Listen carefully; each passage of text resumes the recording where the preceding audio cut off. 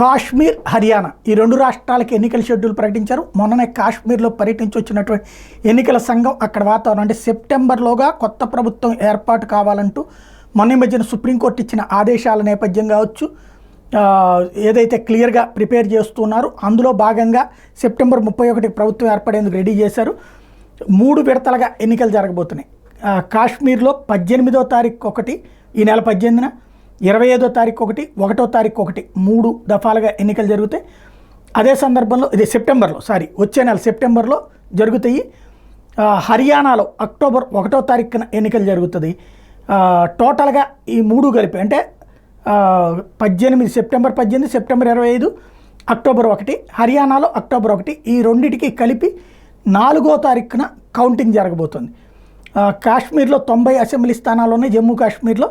అదే సందర్భంలో హర్యానాలో 90 అసెంబ్లీ స్థానాలు ఉన్నాయి. ఈ 2 అసెంబ్లీ ఎలక్షన్స్కి కూడా తాజాగా ఎన్నికల కమిషన్ నోటిఫికేషన్ ఇచ్చింది.